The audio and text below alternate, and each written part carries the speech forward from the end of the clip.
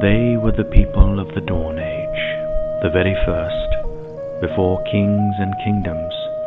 In those days there were no castles or holdfasts, no cities, not so much as a market town to be found between here and the Sea of Dawn. There were no men at all, only the children of the forest dwelt in the lands we now call the Seven Kingdoms. They were a people dark and beautiful, small of stature, no taller than children, even when grown to manhood. They lived in the depths of the wood, in caves and crannies and secret tree towns. Slight as they were, the children were quick and graceful.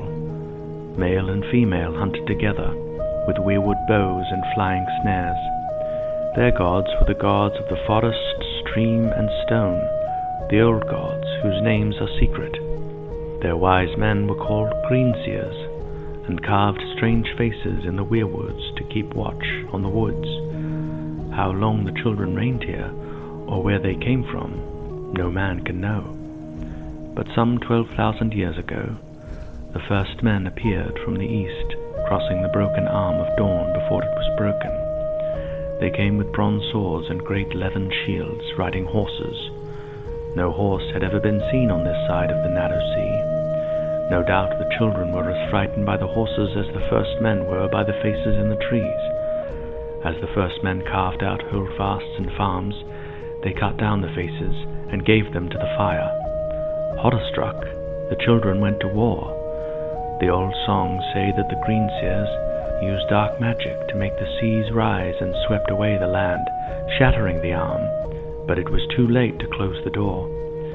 The wars went on until the earth ran red with blood of men and children both, but more children than men, for men were bigger and stronger, and wood and stone and obsidian make a poor match for bronze.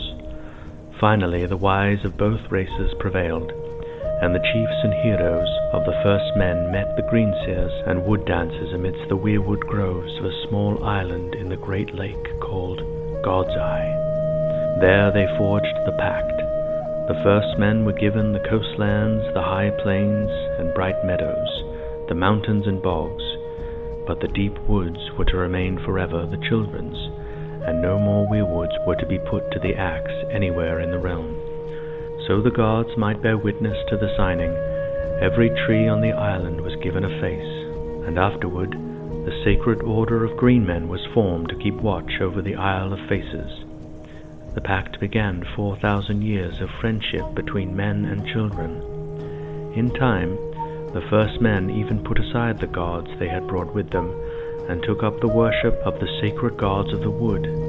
The signing of the pact ended the Dawn Age, and began the Age of Heroes.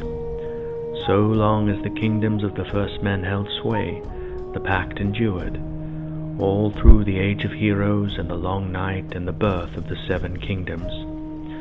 Yet finally, there came a time, many centuries later, when other peoples crossed the sea. The Andals were the first, a race of tall, fair-haired warriors who came with steel and fire, and the seven-pointed star of the new gods painted on their chests.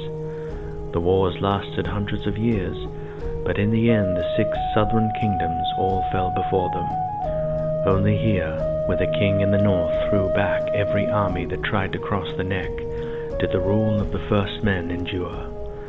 The Andals burnt out the weirwood groves, hacked down their faces, slaughtered the children where they found them, and everywhere proclaimed the triumph of the Seven over the old gods. So the children fled north.